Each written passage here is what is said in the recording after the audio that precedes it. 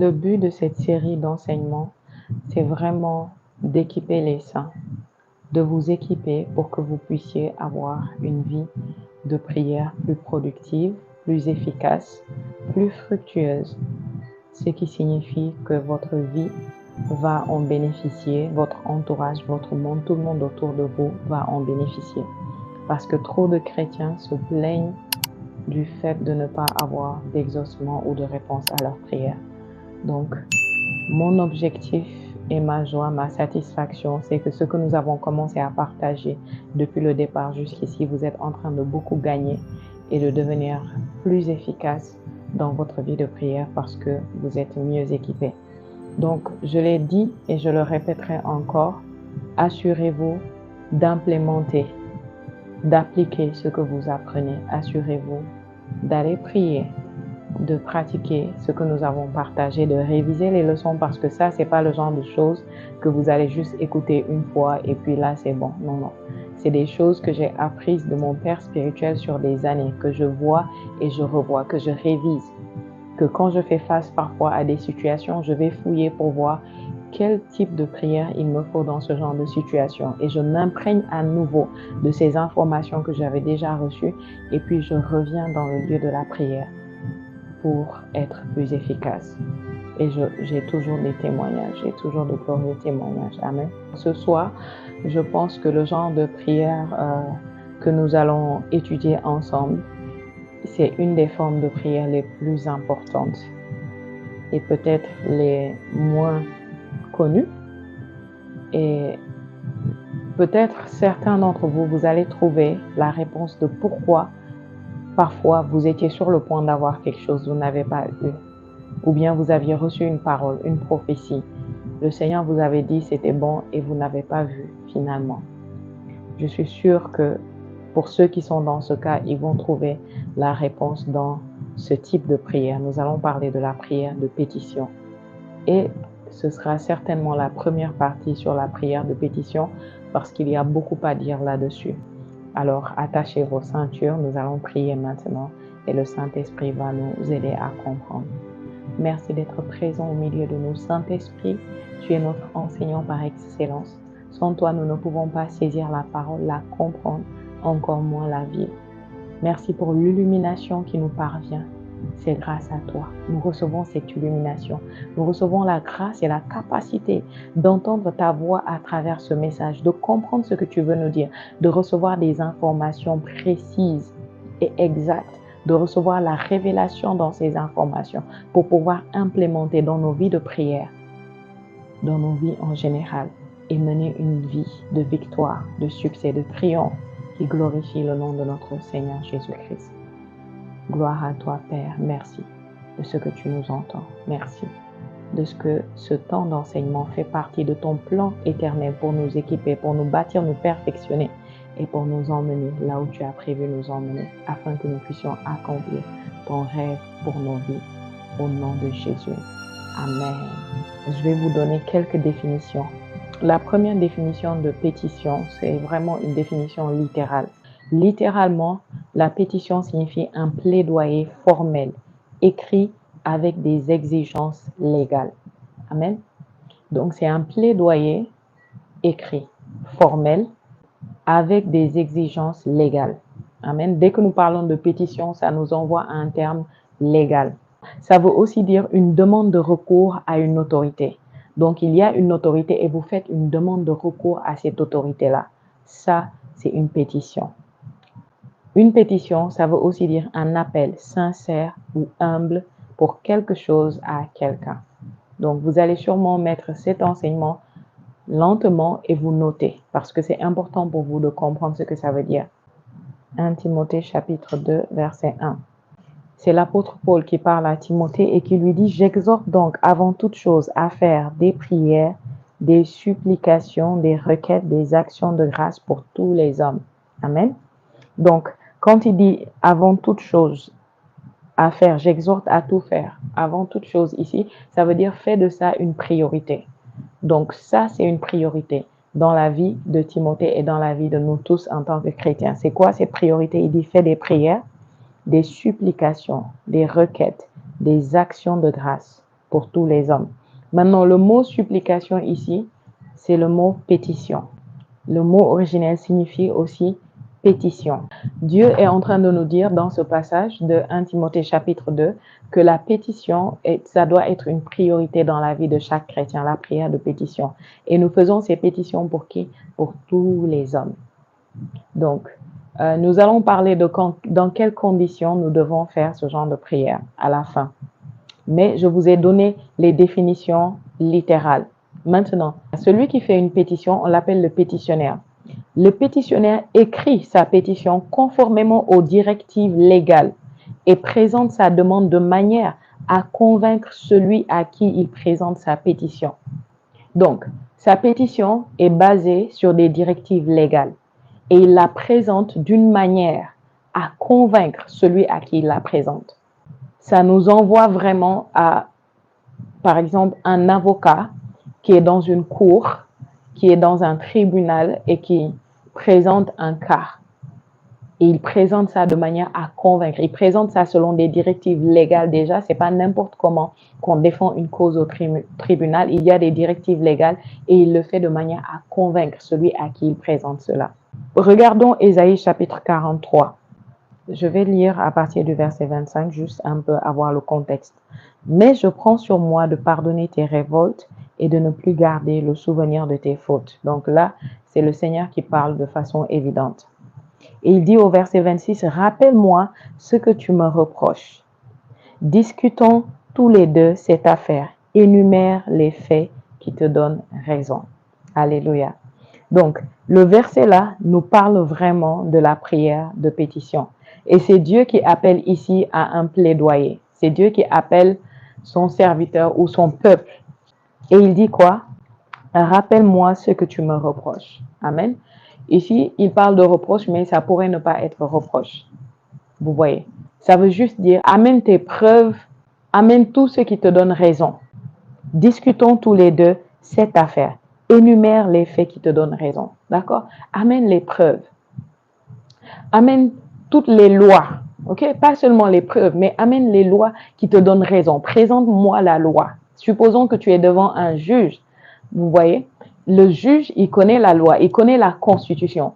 Mais en tant qu'avocat, il attend de toi que tu sortes les lois de la constitution qui te donnent raison, qui t'avantagent, en plus des preuves que tu as à lui présenter.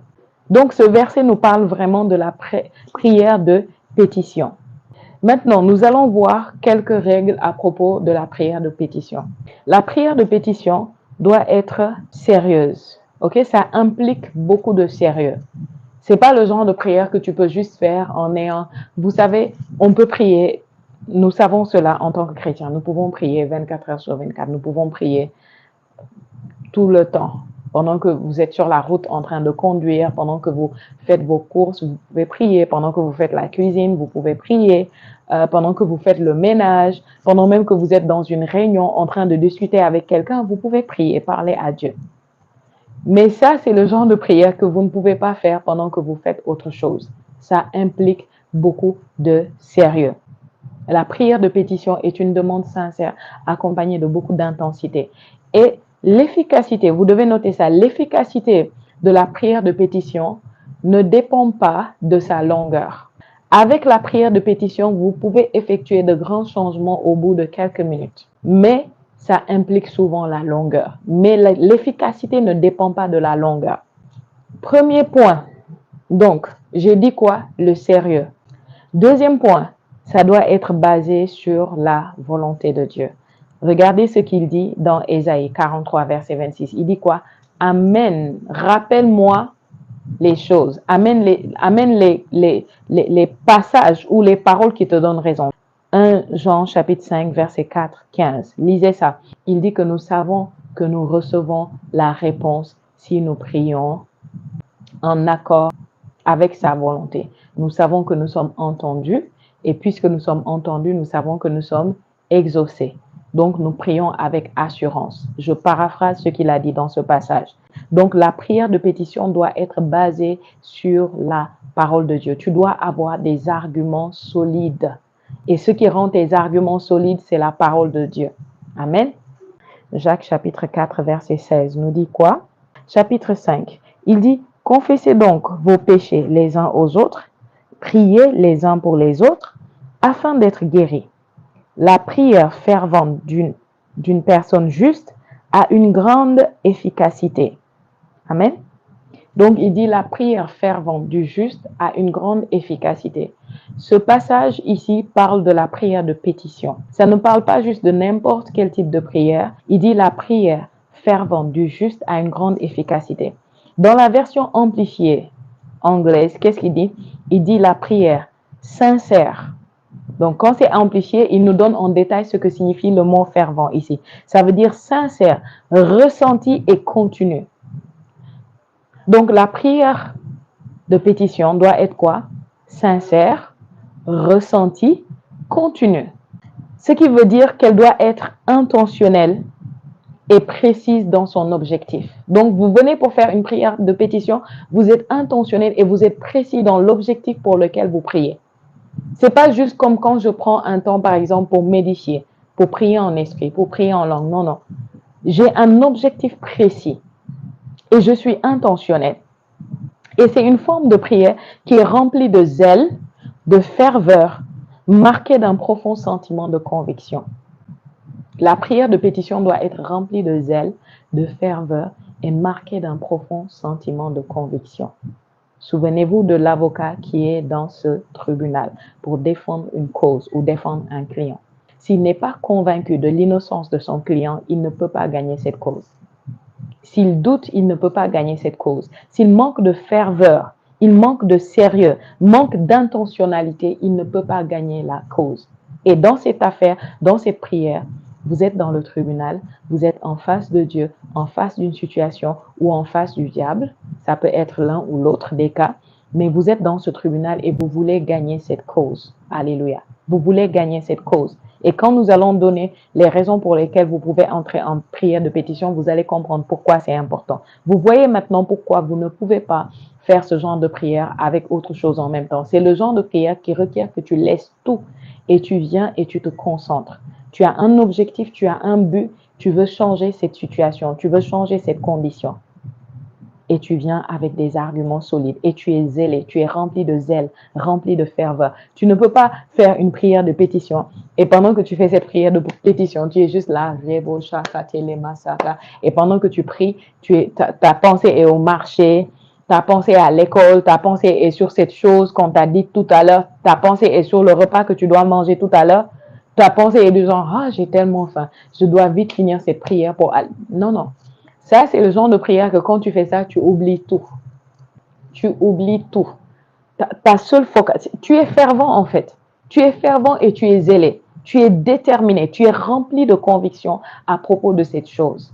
Alléluia. C'est pourquoi il dit la prière fervente du juste a une grande efficacité.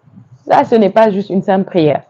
Tu ne peux pas prier cette prière et pendant que tu pries, tu regardes la robe que l'autre a portée. Tu regardes ses chaussures en te disant, ah, elle a vraiment mauvais goût. Comment elle a pu mettre cette couleur et cette couleur-là? C'est impossible. Tu n'es pas en train de faire la prière de pétition si c'est de cette manière que tu pries.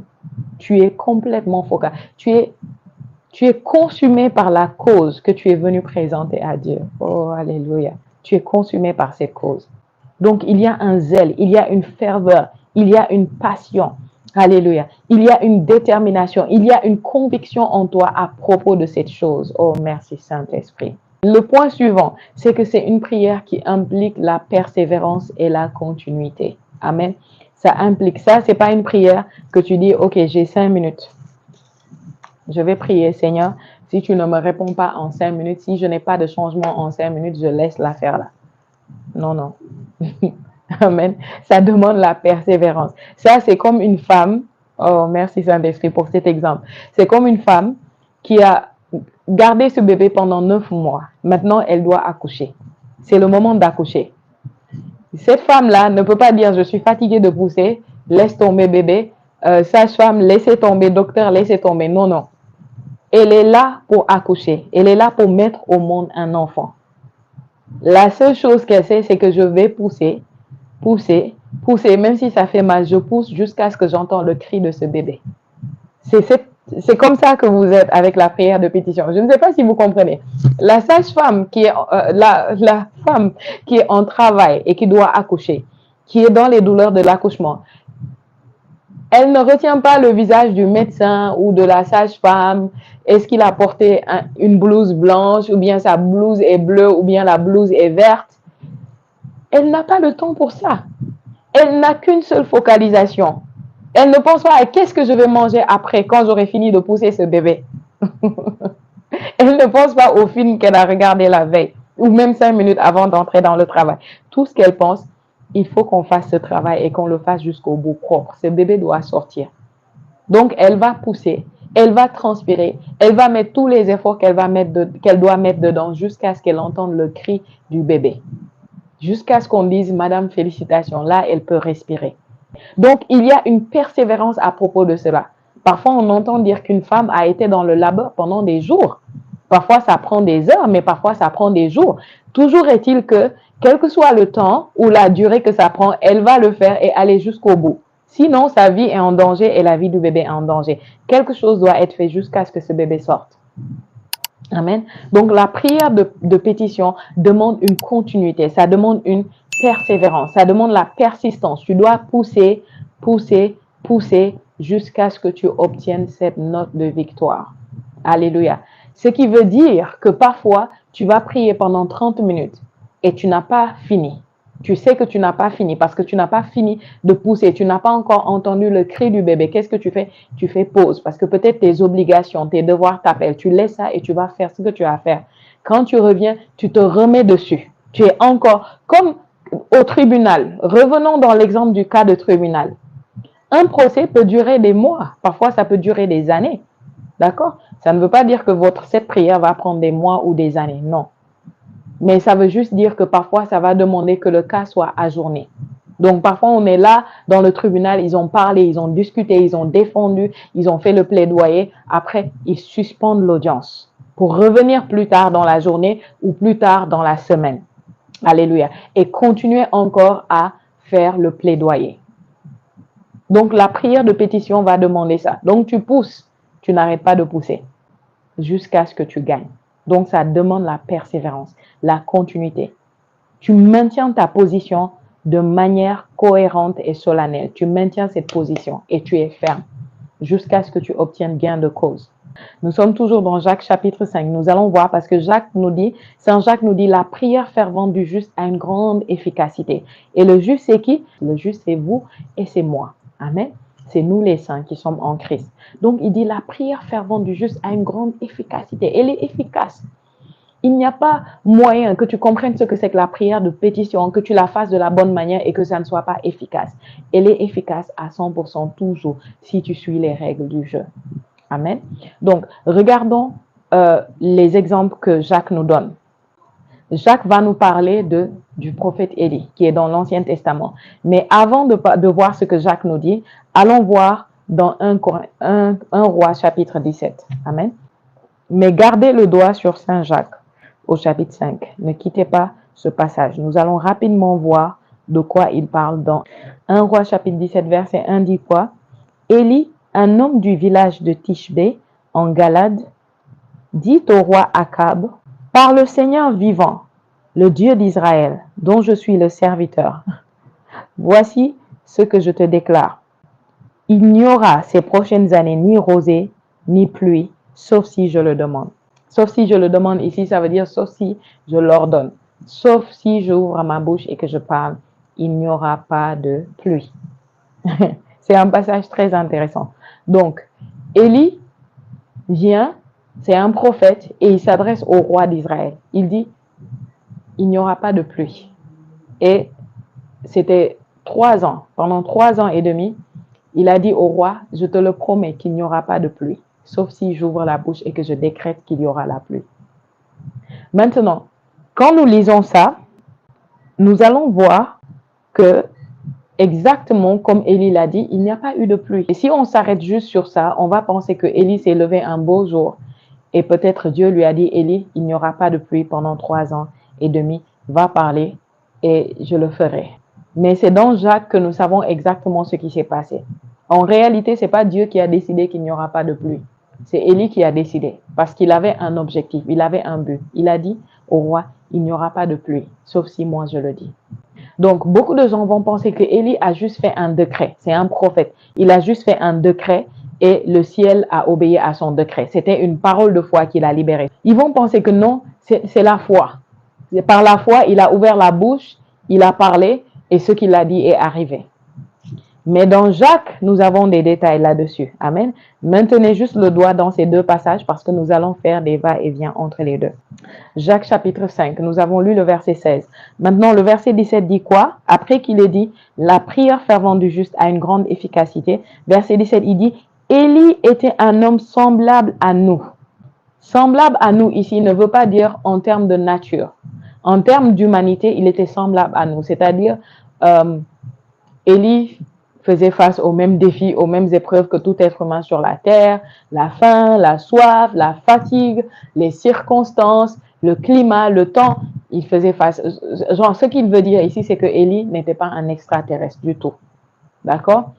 Élie n'était pas un homme d'une constitution différente, c'est-à-dire son ADN était une ADN humaine. Il est né d'un homme et d'une femme, il a certainement fait 9 mois, plus ou moins 9 mois dans le ventre de sa mère, il est né, il est passé par tout le processus de croissance d'un être humain normal, ok? Donc, il était un homme comme nous. Il n'était pas un homme différent ou spécial.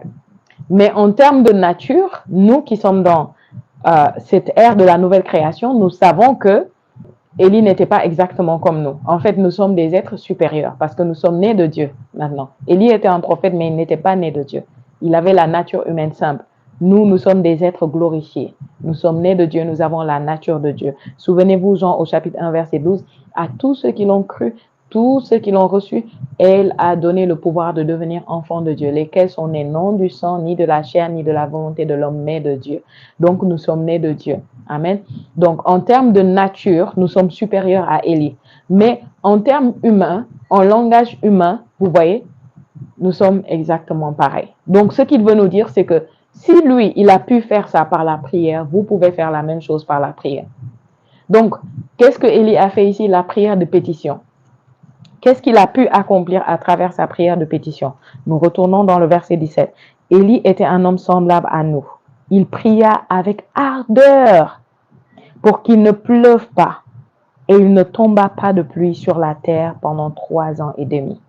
Donc, ici, nous avons l'image complète. Dans 1 Roi, au chapitre 17, nous avons qu'un petit bout du puzzle. Donc, ce n'était pas complet.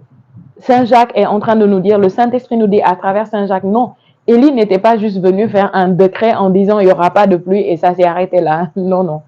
Élie a prié avec ardeur, il a prié avec ferveur, il a fait une prière de pétition jusqu'à ce qu'il obtienne la victoire dans la prière. Genre, il a eu à traiter avec Dieu, il a eu comme une réunion, il a siégé dans le tribunal de Dieu par la prière pour convaincre Dieu, pour lui donner des arguments solides de pourquoi il fallait qu'il ne pleuve pas, pour plaider jusqu'à ce que la nature, parce que c'était contre nature qu'il fasse 3 ans et demi sans pluie.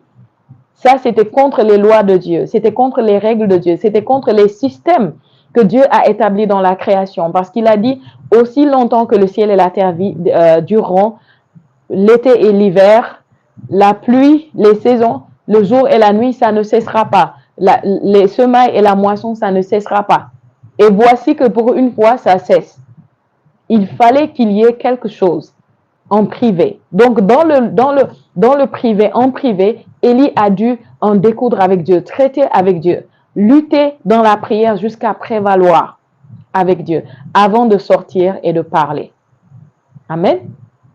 Donc, après avoir gagné, après avoir prévalu dans la prière, parce que cette prière, tu pries jusqu'à ce que tu prévales.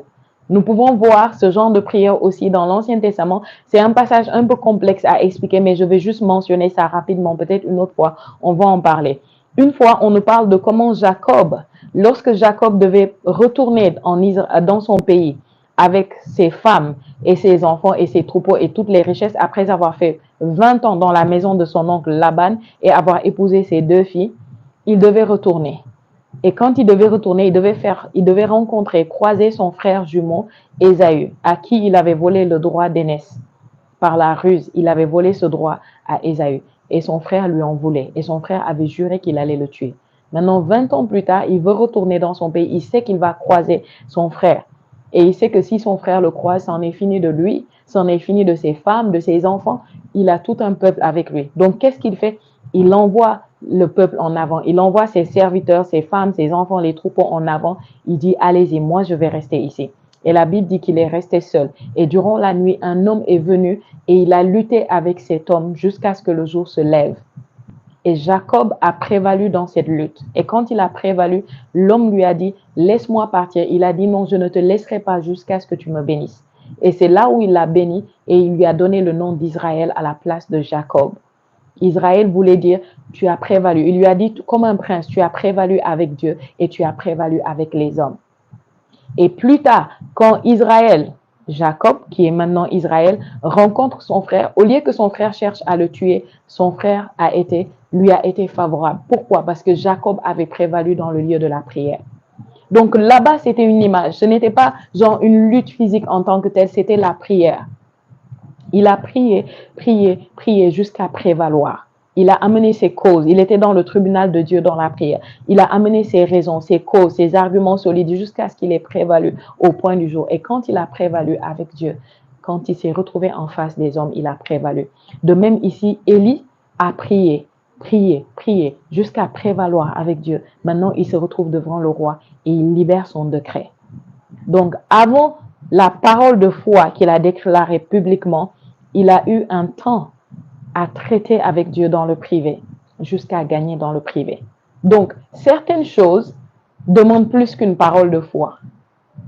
Parfois, quand vous voyez un homme de Dieu ou un grand homme de foi, que ce soit dans la Bible ou dans la vie, dans l'histoire de l'Église, faire un décret publiquement et ce décret est établi et les choses changent ou les choses se conforment à ce que la personne a dit, la personne a eu à gagner dans le privé, dans le tribunal privé de la prière.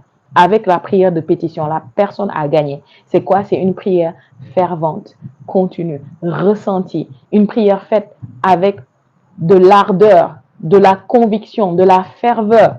Une prière où on persévère, où on pousse jusqu'à ce qu'on prévale. Alléluia. Cette forme de prière est tellement importante, bien aimé.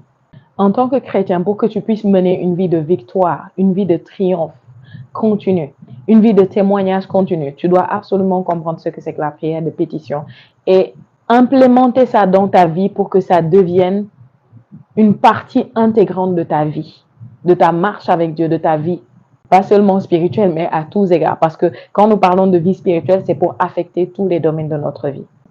Donc, qu'est-ce que Élie a fait? Jacques nous révèle ce qu'il a fait. 1 Roi 17, verset 1 nous donne juste une partie de l'image. Jacques nous donne ce qu'il faut pour compléter l'image. Élie était un homme semblable à nous. Il pria avec ardeur pour qu'il ne pleuve pas et il ne tomba pas de pluie sur la terre pendant 3 ans et demi. Oh, merci Saint-Esprit.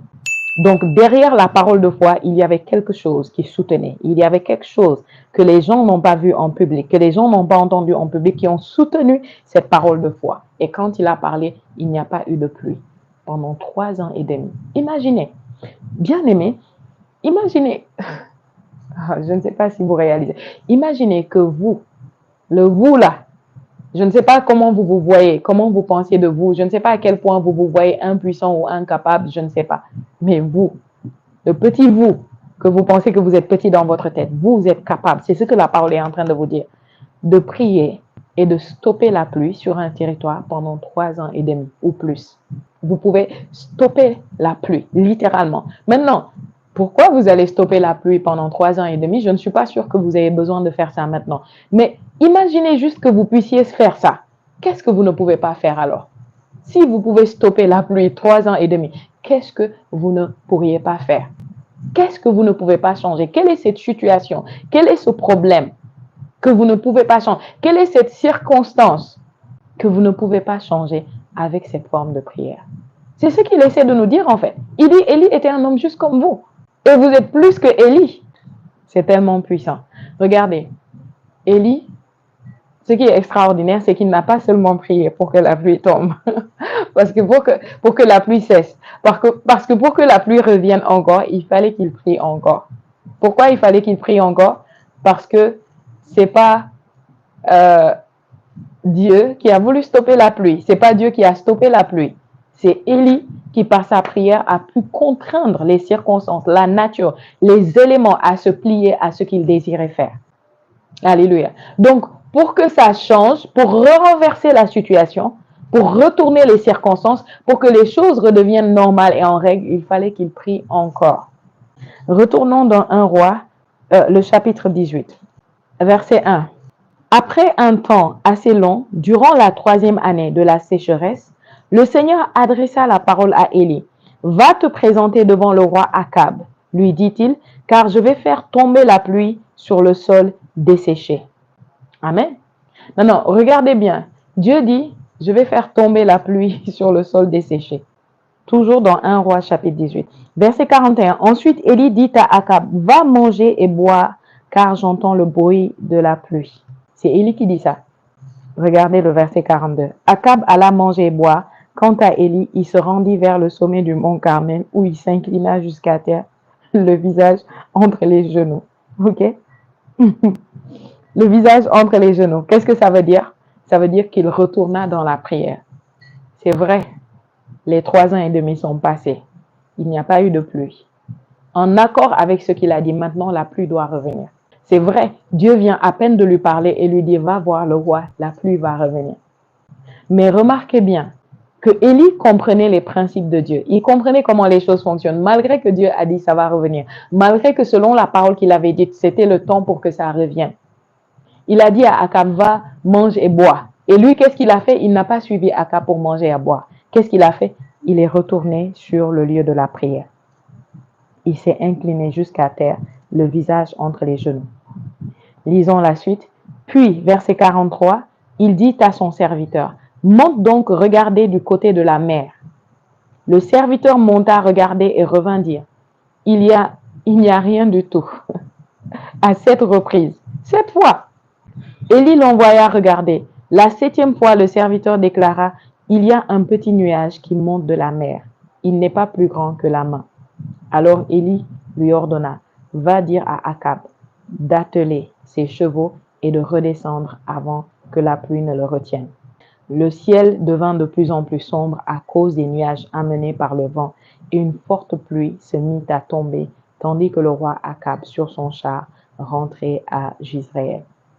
Qu'est-ce qui s'est passé ici? Retournons dans Jacques chapitre 5, verset 18. Puis il pria de nouveau, alors le ciel donna de la pluie et la terre produisit ses récoltes. Donc ces deux passages sont complémentaires. Élie a reçu la parole, mais malgré qu'il a reçu la parole, il savait qu'il devait continuer. Vous voyez, ça c'est un autre principe à propos de la prière de pétition. C'est quoi ce principe? C'est continuer jusqu'à ce qu'il y ait un changement. Tu n'arrêtes pas jusqu'à ce qu'il y ait un changement. N'arrête pas de prier. Vous savez, on a perdu trop de batailles spirituelles en tant que chrétien parce qu'on a arrêté trop tôt, parce qu'on n'a pas poussé jusqu'au bout. Le bébé qui devait naître en criant est né mort. Tu as pourtant reçu la prophétie. Tu as pourtant reçu la parole. Tu as pourtant reçu une note de victoire. On t'a dit c'est bon, tu as gagné cette cause. Tu l'as gagné, mais tu n'as pas encore vu. Dans la prière de pétition, tu n'arrêtes pas. Tu continues, tu continues, tu continues jusqu'à ce que tu vois un changement. Qu'est-ce que Élie a fait? Après avoir dit, va manger et boire, il a la foi. Il sait que ça va venir. Il sait que Dieu lui a dit. Mais il connaît le principe. C'est de continuer jusqu'à ce que ça change. Il retourne. Il met sa tête entre ses jambes, à genoux, à terre. Qu'est-ce que ça veut dire? Ça veut dire qu'il refuse de regarder dehors. Il refuse de se laisser mouvoir par les circonstances. Il refuse de se laisser décourager. Et il refuse un non. Ce qu'il veut, ce qu'il a reçu comme parole, ça va s'accomplir. Donc il ferme les yeux. Il est dans le règne de l'esprit. Il prie. Il prie. Il est encore dans le tribunal de Dieu. Il prie. Il prie. Il pousse. Quand il prie jusqu'à un certain niveau, il dit à son serviteur, va regarder. Lui-même, il ne va pas regarder. Va regarder et dis-moi ce que tu vois. Jusqu'à 7 fois, bien-aimé. Imaginez, Élie a peut-être prié pendant des heures. Peut-être il a prié pendant des jours, on ne sait pas. Mais on sait juste que 7 fois de suite, il a dit, va regarder. Et quand son serviteur allait regarder, il revenait, il disait, il n'y a rien. Il n'y a rien. Comment ça, il n'y a rien? J'ai reçu la parole. Dieu m'a dit, ça va venir. J'ai parlé, les temps sont accomplis. Comment ça, il n'y a rien? Il dit non, il n'y a rien. La 7e fois, il voit le signe. Son serviteur voit le signe. Il dit qu'il voit un petit nuage. Même si ça avait juste la taille ou la forme d'une main d'homme, Élie savait que c'était ça. C'est bon, le changement est arrivé. Il y a quelque chose de visible. Il dit, vas-y. Là, ça va s'accélérer. Ça va être très rapide. Parce que j'ai fini de cuisiner ça. J'ai préparé ça. Dans le tribunal de Dieu, j'ai gagné. Maintenant, c'est fini. Alléluia. La prière fervente du juste a une grande efficacité. Élie a prié. Le ciel s'est fermé. 3 ans et demi plus tard, il a prié. Le ciel s'est ouvert. Dieu dit, tu es comme Élie. Si Élie a pu le faire, toi aussi tu peux le faire. Quel est ce ciel que tu veux fermer? Quel est ce ciel que tu veux ouvrir? Quelle est cette circonstance que tu veux radicalement changer? C'est possible avec la prière de pétition. Alléluia. Donc avec la prière de pétition, il ne faut pas juste la foi. En plus de la foi, il faut qu'il y ait la volonté et l'endurance de continuer en prière jusqu'à ce que tu aies ce changement. J'ai dit quoi? La volonté et l'endurance de continuer. Vous savez, nous sommes dans une génération où tout est rapide. Tout. Quand Internet a commencé ici, on avait ce qu'on appelle les cybercafés. Quand tu allais au cybercafé, les gens n'avaient pas l'Internet chez eux. Donc, quand tu allais au cybercafé et tu mettais une vidéo sur YouTube, moi, j'apprenais à danser sur YouTube. J'apprenais à chanter sur YouTube. J'étais petite et c'est ce qui me passionnait. Donc, j'allais là-bas mettre les sons des gens comme les Beyoncé, comme les Rihanna. J'apprenais leurs chants, je mettais les paroles. Vous voyez? Et quand je mettais une vidéo, parfois ça traînait, ça tourne. Il y avait un cercle comme ça qui tourne. Ça prend longtemps avant de charger. On patientait, on attendait. Mais au fur et à mesure qu'on avançait, la connexion devenait de plus en plus rapide. Aujourd'hui, je ne peux même pas patienter 1/10 de ce temps-là pour qu'une vidéo charge. Si j'attends un peu, je zappe la vidéo parce que je n'ai plus la patience. Les choses vont tellement vite que notre patience a diminué. Notre capacité à nous focaliser ou à donner de l'attention à quelque chose a considérablement diminué. Ça a été divisé par 100 ou par 1000. C'est une génération incroyable où on a la patience, on ne connaît plus. La persévérance, on ne connaît plus. L'endurance, attendre, on ne connaît pas. On veut que tout soit rapide. Donc, de même qu'on est habitué à ce que les choses aillent vite, on veut amener ça dans les choses spirituelles. On veut amener ça dans les choses de Dieu. J'ai 10 minutes, Seigneur. J'ai 15 minutes. J'ai 5 minutes. Si tu ne me réponds pas, si ça ne change pas, c'est bon, je laisse tomber. Tu n'accumuleras pas beaucoup de victoires spirituelles comme ça.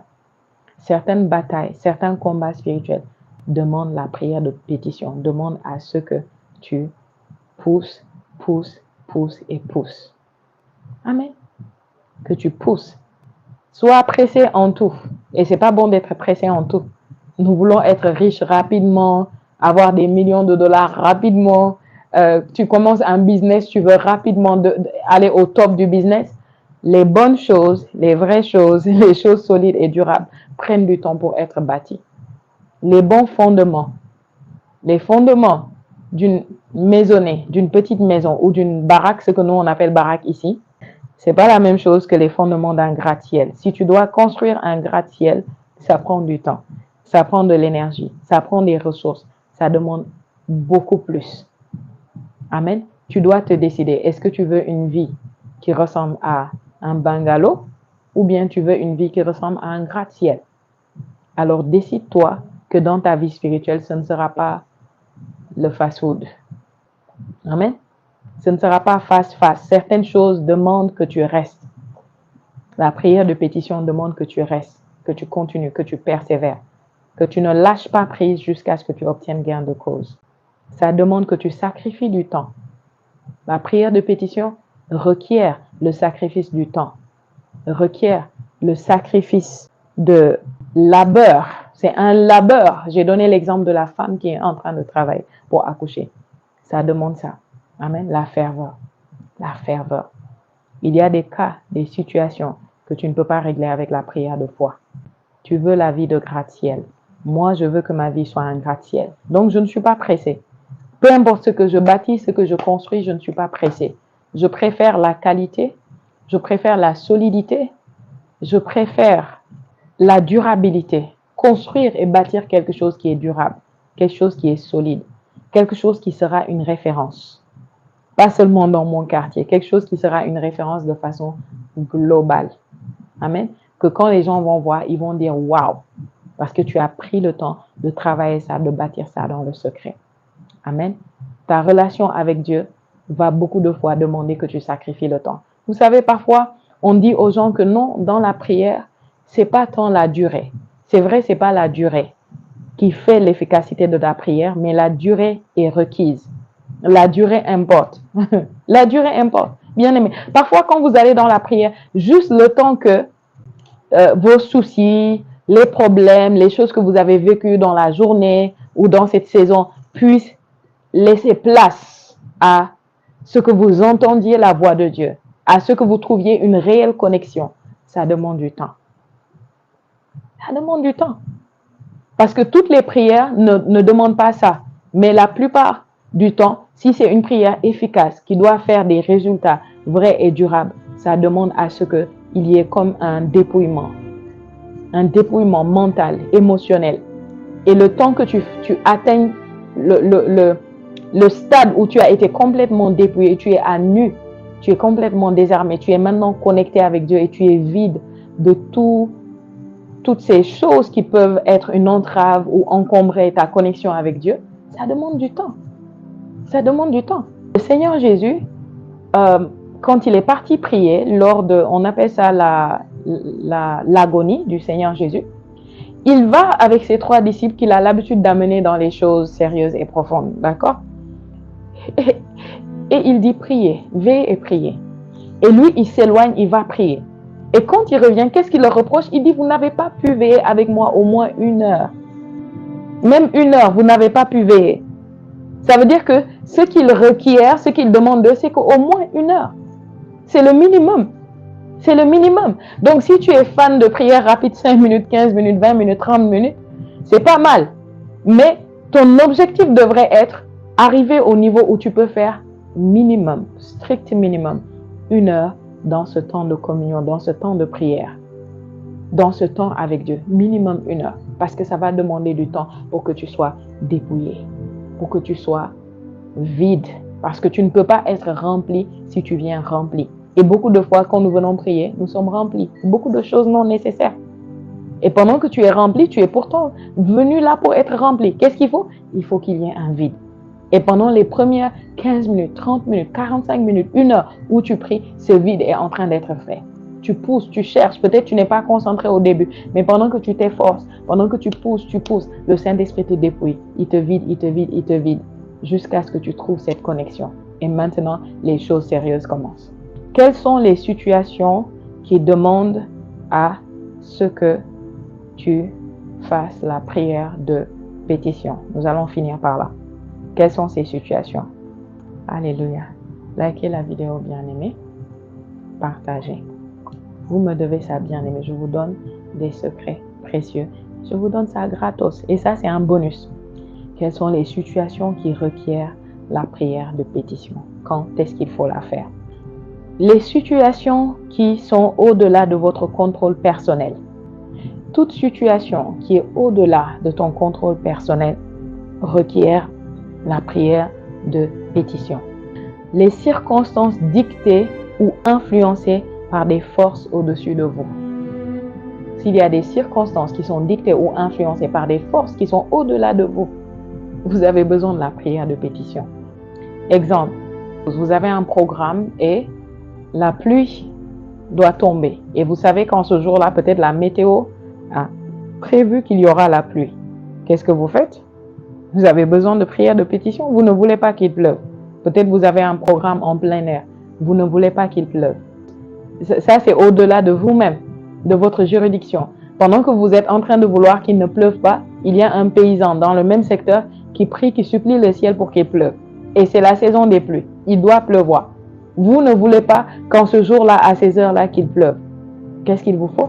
La prière de pétition. Vous ne pouvez pas juste venir et dire, au nom de Jésus, ciel, ferme-toi, il ne va pas pleuvoir pendant que je vais faire ce programme. Et puis vous vous taisez. Non. Si vous devez faire ça, vous devez faire comme Élie d'abord. Avoir prévalu avec la prière de pétition. et ensuite venir faire votre décret. Un autre exemple, vous avez un différend commercial, vous êtes dans un procès, vous êtes au tribunal, quelque chose vous oppose peut-être même le procès a déjà été fait et le verdict est sorti et le verdict est contre vous. Et vous voulez changer ce verdict. Vous voulez faire appel physiquement, mais vous savez que dans le règne de l'esprit, vous pouvez effectuer des changements pour que l'appel que vous avez fait soit reçu, soit accepté. Qu'est-ce que vous faites? La prière de pétition.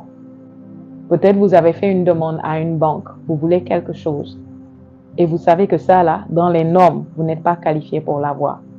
Dans les normes, vous n'avez pas tous les papiers, vous n'avez pas tout ce que ça requiert, toute l'expérience requise. Il vous faut la prière de pétition. Vous êtes impliqué dans un litige, vous avez un problème qui vous oppose au gouvernement ou aux autorités de votre ville, de votre nation, à des pouvoirs qui sont au-dessus de vous, humainement. Il vous faut la prière de pétition. Vous voulez des changements qui sont au-delà de votre capacité et de votre contrôle personnel. Il vous faut la prière de pétition. Vous voulez changer la vie d'une personne. Peut-être vous voulez changer la vie de quelqu'un qui ne veut pas du tout que sa vie change. Vous, la personne là boit l'alcool. Vous voulez que la personne arrête de boire l'alcool. La personne te dit, mais moi, j'aime l'alcool. Ça détruit peut-être sa vie. Mais la personne dit, j'adore ça. Moi, ce que j'aime, c'est que quand je me réveille du matin au soir, je ne fais que boire. J'ai toujours de l'alcool avec moi. Vous voulez changer la vie de cette personne. Il faut la prière de pétition. Alléluia. Je vous donne juste des cas généraux pour que vous compreniez dans quelle situation. Certains d'entre vous, pendant que je parle, vous analysez votre vie, vous savez que ça, peut-être une personne, les médecins ont donné un diagnostic. On a dit cette personne, il lui reste 5 mois, 6 mois à vivre. Vous voulez changer la vie de cette personne, il faut la prière de pétition. D'ailleurs, je vais vous dire un secret pour nous en tant qu'hommes de Dieu. Quand nous avons des programmes de guérison, ou que ce soit en plein air ou bien en interne, des choses comme ça, où nous avons des cas spécifiques qui sont graves, on nous dit tu dois aller pour cette personne. Nous faisons la prière de pétition, d'intercession mais de pétition. Nous devons régler ça en privé avant d'aller. Quand nous avons réglé ça en privé, nous allons dehors, vous voyez des miracles. Nous avons le programme, vous voyez des miracles. Beaucoup de gens viennent, ils sont guéris, ils ne savent pas. Vous voyez. On a eu des programmes où avant que les gens ne viennent, quand ils sont venus, ils ont témoigné que non, j'avais fait un rêve. J'avais vu telle personne qui m'a dit, je vous avais vu, vous êtes venu dans... Pourquoi vous avez vu la personne dans votre rêve? Pourquoi vous avez vu un ange? Pourquoi il y a eu Parce qu'il y a eu des prières qui ont été faites intensément avant le jour J, avant qu'on ne vienne physiquement, avant qu'on ne vienne publiquement. Et quand on vient, c'est juste facile. Parfois, vous voulez guérir une personne et la personne là, la maladie dont elle souffre, c'est elle-même qui a semé ça. La personne a mérité. C'est la moisson d'une semence ou de plusieurs semences faites sur des années. Pour une raison ou pour une autre, qu'est-ce que vous pouvez faire pour cette personne? Il faut que vous alliez au tribunal pour cette personne. Il faut que vous alliez au tribunal. Peut-être vous avez un parent, un enfant, vous voyez, qui veut épouser une personne et vous êtes sûr que s'il épouse cette personne, vous êtes sûr que ça, c'est pas la volonté de Dieu. Vous êtes sûr que s'il épouse cette personne, vous voyez plus clair que cette personne. Comment vous pouvez faire pour stopper les choses? Les démarches sont en train d'aller quelque part. Comment vous pouvez faire pour stopper les choses? Ça, c'est au-delà de vous. C'est au-delà de votre pouvoir, de votre capacité. Ça concerne la vie de d'autres personnes. Ce n'est pas votre vie. Comment vous allez faire pour changer ça? Vous ne pouvez pas juste venir et dire « ce mariage n'aura pas lieu. Ce projet n'aboutira pas. Ce que vous voulez faire, ça n'aura pas lieu. » Vous ne pouvez pas juste faire ça. Ça demande d'aller au tribunal. Amen. C'était une première partie. Nous allons donner d'autres exemples et en parler davantage au prochain. Je prie que vos vies de prière ne seront plus jamais les mêmes. Au fur et à mesure que vous apprenez à travers cette série, que la parole est emmagasinée en vous, non seulement vous la comprenez, le Seigneur vous emmène dans la profondeur de la compréhension de ce message, mais vous appliquez ce message, vous le vivez. Quelles que soient les situations, les circonstances auxquelles vous faites face ou vous allez faire face, le Saint-Esprit vous rappellera toujours ce qu'il faut faire. Et en faisant, vous allez triompher, vous allez revenir avec de glorieux témoignages pour la gloire de Dieu, au nom de Jésus. Vous êtes bénis ce soir, vous êtes fortifiés, vous êtes illuminés au nom de Jésus. Et dans cette atmosphère, si tu as besoin de guérison, de délivrance, je commande la guérison dans ton corps. Je commande la délivrance dans ton âme, dans ton corps, quel que soit ce qui te perturbe, ce qui te trouble, au son, libère ton corps, ta vie, ton âme, immédiatement au nom de Jésus. Maintenant. Maintenant, cette douleur libère ton corps. Cette infirmité, cette affliction, cette anomalie, ce dysfonctionnement, ce déséquilibre dans ton corps, dans ton organisme se retire immédiatement au nom de Jésus. Tu es guéri maintenant. Tu es libéré maintenant. Tu es délivré maintenant au nom de Jésus. Je commande la paix dans votre cœur. Je libère la puissance de Dieu sur vous. L'onction de Dieu vous rencontre et vous conduit où vous en avez le plus besoin au nom de Jésus. Si tu le reçois, dis Amen, Amen, Amen. Alléluia. Amen. Gloire à Dieu, gloire à Dieu, gloire à Dieu. Laissez-moi savoir dans les commentaires ce que vous avez appris. Qu'est-ce que vous avez retenu? Qu'est-ce que vous avez appris? Qu'est-ce que vous avez compris? Laissez ça dans les commentaires. N'oubliez pas de liker et de partager. Que Dieu vous bénisse. À très bientôt.